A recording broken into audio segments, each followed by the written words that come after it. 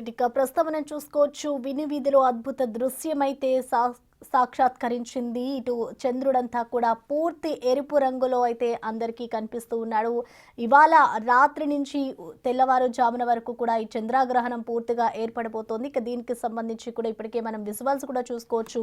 వాతావరణం అంతా కూడా అనుకూలిస్తే దాదాపు 85% మంది బ్లడ్ మూన్ చూసే అవకాశం ఉంటుంది అంటూ కూడా ఇప్పటికే అందరూ కూడా చెప్తున్నారు. మరొక వైపు ఇటు దేశంలో 82 నిమిషాల పాటు కూడా ఇటు చంద్రగ్రహణం ఉంటుంది. గ్రహణం కారణంగా కూడా దేశవ్యాప్తంగా ఆలయాలన్నీ కూడా మూతపడ్డాయి. ఇటు చంద్రమామ సంపూర్ణ చంద్రగ్రహణం కారణంగా ఎరుపు రంగులో ప్రకాశవంతంగా అయితే కనువిందు చేస్తున్నాడు. మొత్తానికి చెప్పాలంటే బ్లడ్ మూన్ అంటూ కూడా అందరూ చెప్పుకొస్తున్నారు. ఇటు ఆకాశంలో ఇదొక అద్భుత దృశ్యమని చెప్పుకోవాలి. ఇటు రాత్రి 11:41 వెలుగులు పంచే చంద్రుడు కాస్త పూర్తి ఎర్రగా దర్శనమైతే ఇవ్వబోతున్నాడు. అర్ధరాత్రి 2:25 ఈ చంద్రగ్రహణం సంపూర్ణం పూర్తిగా ముగియనున్నది. ఇటు వాతావరణం అయితే అనుకూలిస్తే ప్రపంచవ్యాప్తంగా 85% మంది బ్లడ్ మూన్ ను చూసే అవకాశం ఉంటుంది. ఇక మన దేశంలో మొత్తం 82 నిమిషాల పాటు కూడా బ్లడ్ మూన్ అయితే కొనసాగనుంది. ఇటు సంపూర్ణ చంద్రగ్రహణం కారణంగా ఇటు 2 తెలుగు రాష్ట్రాల్లో కూడా ఆలయాలన్నింటినీ కూడా అధికారులైతే మూసివేశారు. ఇటు మనం 2 విజువల్స్ లో చూసుకోవచ్చు. హైదరాబాద్ లో మనకి కొంతమేర అంటే దాదాపు 80% మేర అయితే ఇటు చంద్రుడు దర్శనమిస్తూ ఉన్నాడు. ఇటు యుఏఈలో పూర్తిగా ఒకవైపు ఎరుపు రంగు, మరొక వైపు మూన్ ఏ విధంగా డైలీ ఎలా ఉంటుందో ఆ విధంగా అయితే చంద్రుడు మనకి దర్శనమిస్తున్న దృశ్యాలు మనం చూడొచ్చు. ఇటు వాతావరణం అనుకూలిస్తే ప్రపంచవ్యాప్తంగా కూడా అందరూ వీక్షించవచ్చు అంటూ కూడా ఇప్పటికే నిపుణులు చెప్తున్నారు. దాదాపు 85% మంది కూడా ఈ బ్లడ్ మూన్ ని చూసే అవకాశం అయితే ఉంటుంది అంటూ చెప్తున్నారు.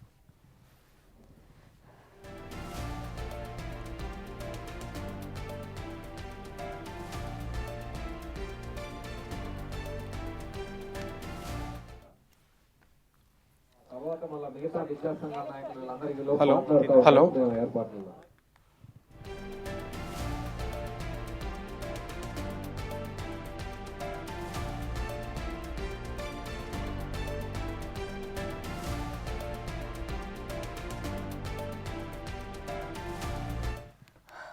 వినివిధిలో అద్భుత దృశ్యం సాక్షాత్కరించింది. చల్లగా వెలుగులు పంచే ఆ చందమామ సంపూర్ణ చంద్రగ్రహణ కారణంగా ఎరుపు రంగులో ప్రకాశవంతంగా కనువిందు చేస్తున్నాడు.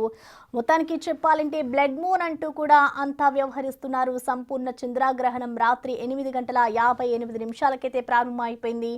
దీనిపై డీటెయిల్స్ అందించేందుకు మళ్ళీ మా ప్రతినిధి సాగర్ ని మనకి అందుబాటులోకి వస్తూ ఉన్నారు. ఎస్ సాగర్,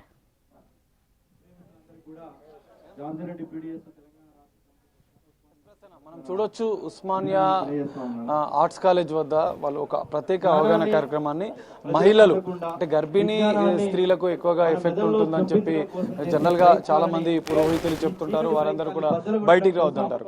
గర్భిణీగా ఉండి పిల్లలు కన్న సందర్భంలో వారంతా కూడా క్షేమంగా ఉన్నారు, వాళ్ళంతా బాగానే ఉన్నారు అన్న అంశాలను కూడా వాళ్ళు తెలియజేస్తున్నారు. సో పిల్లలు ఇక్కడ ఉన్నటువంటి పిల్లలు కూడా గ్రహణ సమయంలో పుట్టినట్లు కూడా వాళ్ళు చెప్తున్నారు.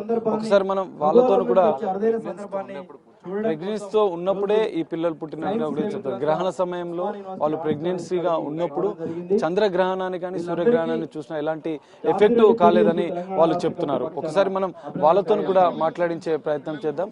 అసలు దీనిపైన జనరల్ గా మహిళలకు ఎక్కువగా అనేక అపోహలు ఉంటాయి, వారిని బయటికి రావద్దంటారు. గర్భిణీ స్త్రీలకైతే అనేక నిబంధనలు ఉంటాయి. మీరేం చెప్తారు? ఎందుకంటే మీరు గ్రహణ సమయంలో కూడా. నా పేరు కరుణ, నేను పీడిఎస్ విద్యార్థి సంఘంలో పనిచేశాను.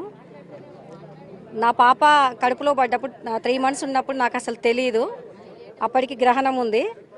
నేను నా పనులు నేను చేసుకుంటూ ఆఫీస్కి వెళ్ళడం ఇట్లా చేసేదాన్ని. ఆమె కన్సీవ్ అయిన విషయం తెలిసిన తర్వాత మళ్ళీ ఒక గ్రహణం వచ్చింది 2024లో. నాకు ఇంట్లో చేసేవాళ్ళు ఎవరు లేరు. నేనే పని చేసుకోవడం, బాబుని చూసుకోవడం, మా హస్బెండ్ని చూసుకోవడం. అయినా నేను ఎట్లాంటి పాటించలేదు. నేను October 6th 2024లో డెలివరీ అయినా. పాప పుట్టింది. ఇప్పుడు 11 months పాపకి. ఎట్లాంటి అంగవైకల్యం లేదు పాపకు. చాలా అందంగా మీరే చూస్తున్నారు పాప సాక్ష్యం దీనికి. కానీ మీరు చెప్తుంది కరెక్ట్. కానీ ఇప్పుడు భారతీయ స్త్రీలే కావచ్చు అనేక అపోహలు నమ్ముతారు.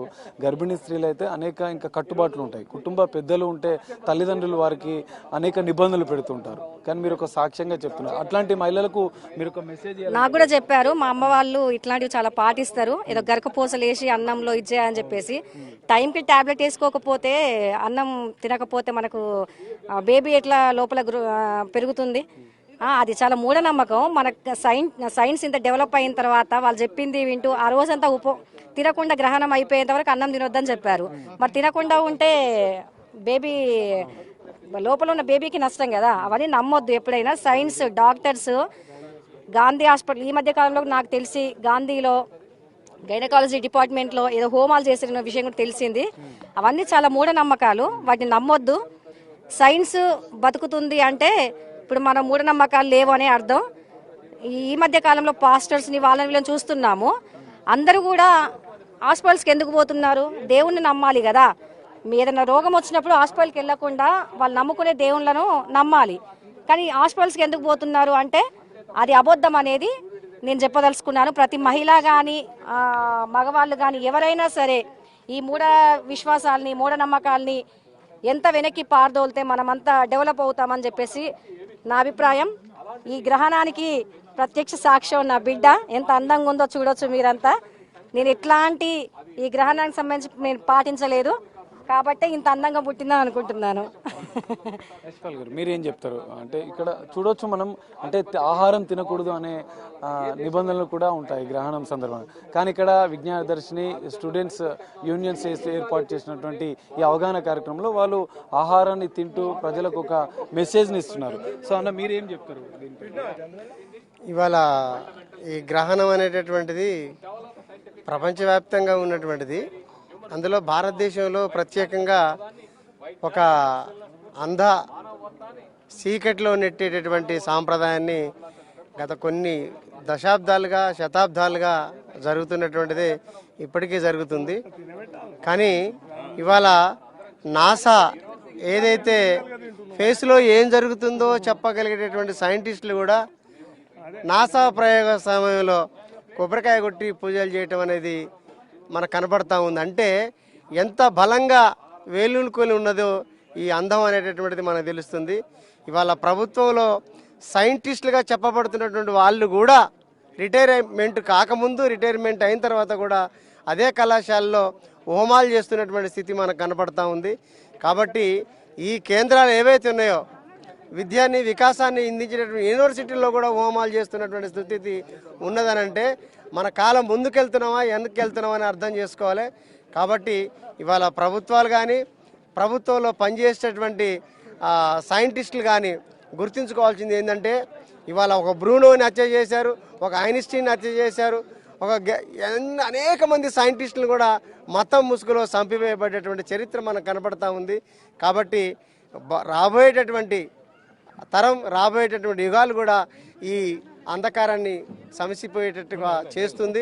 సైన్స్ గెలుస్తుందని చెప్పేసి, సైన్స్ నిలబడుతుందని చెప్పేసి చెప్పడానికి అనేక సాక్ష్యాలు ఉన్నాయని చెప్పి కోరుతూ, ఎవరు కూడా దీన్ని నమ్మొద్దని చెప్పేసి తెలియజేస్తూ, సైన్స్లో మతం చెప్పబడింది కాబట్టి మతాన్ని సంస్కరించాల్సిన అవసరం ఉంది.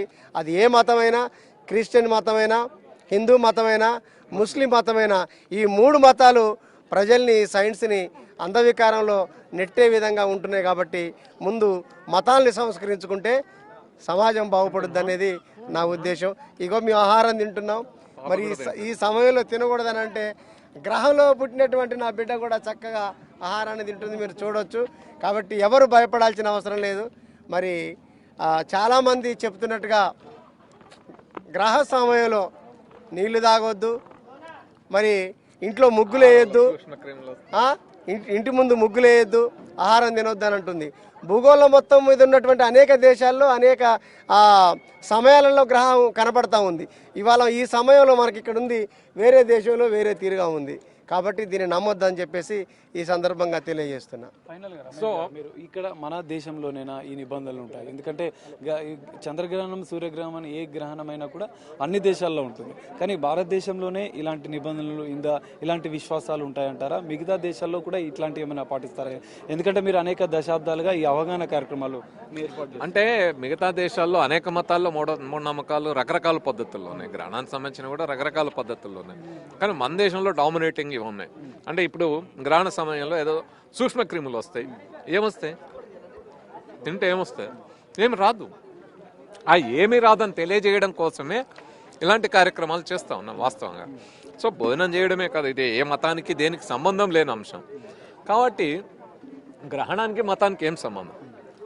సో ఈ మూఢత్వం ఏ మతంలో ఉన్నా, ఏ దేశంలో ఉన్నా, ఏ ప్రాంతంలో ఉన్నా వాటిని వదిలినప్పుడే ఆ సమాజం ముందుకెళ్తుంది. కాబట్టి మనం వాటన్నిటినీ కూడా ఎదిరించి ముందుకెళ్లాల్సిన అవసరం ఉంది. అప్పుడే మనం ఒకప్పుడు చందమామ అంటే దేవత, 21 మంది భార్యలు అని నక్షత్రాలు.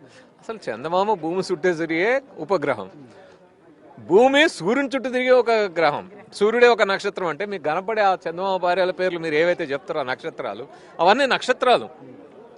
అంటే సూర్యుని కంటే పెద్దవి, భూమి కంటే వేల రెట్లు పెద్దగా ఉన్నాయి, చంద్రుడి కంటే ఇంకా వేల రెట్లు పెద్దగా ఉంటాయి.